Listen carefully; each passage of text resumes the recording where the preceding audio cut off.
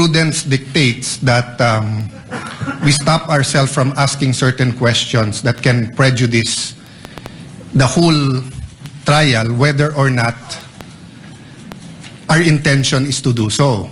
So that being said, that prudence dictates that we stop ourselves from asking certain questions that can prejudice the whole trial, whether or not our intention is to do so. So the problem is well stated by the presiding officer that if we simply delete from the record, mapapanood nyo na rin naman sa YouTube yung magandang discussion ng prosecution. So, on one sense, it is fair to give the defense a chance to answer. But on another sense, it's unfair. Why? Because whoever phrases the question, lamang na eh. Kasi yung question nga is, why is this an impeachable offense? So for example, if I was the one who stood up yesterday and I asked the prosecution, why is this a political vendetta?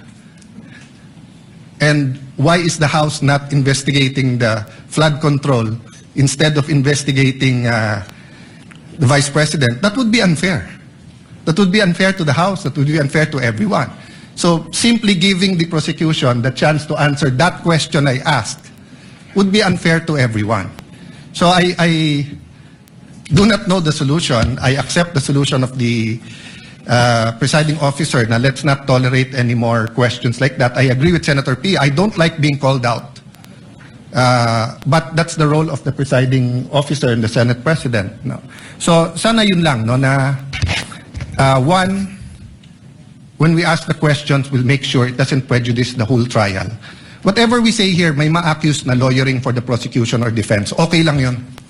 Okay lang yun. Sa prayer nga kahapon, di ba? Basta't justice, bahala na magalit. Okay. But my last point, Mr. President, let's give the defense a little latitude in not only answering that question, but what you want to say. Because nga, the question is unfair.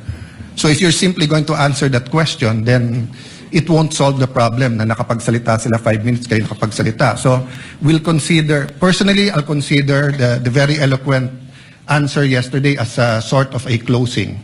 So same, personally lang, Mr. Presiding Officer, give the latitude to the defense na parang closing din, whatever. Because they have affirmative defenses. And they did not push us to hear that. They went straight to trial. So dun din sa mga nagsasabi na delay sa dami ng objection, that's unfair. No? Let's give everyone latitude here. The same thing, I think, may konting ano sa internet na photocopies are not original and the counsel was simply citing, tama ba? A Supreme Court decision, no? And the rules of court. And the rules of court. So, I'm just saying it's an emotional issue. So, all of us will be hit, badgered, whatever. I think trabaho naman nung witness natin, bantayan yung internet. So, as long as hindi foul, hindi threat. But having said that, Mr. President, let's give each other leeway, but only to the point that the trial will not disintegrate, di ba, into a political fiasco or circus. Thank you, Mr. President. The remarks of Senator Judge Alan Cayetano.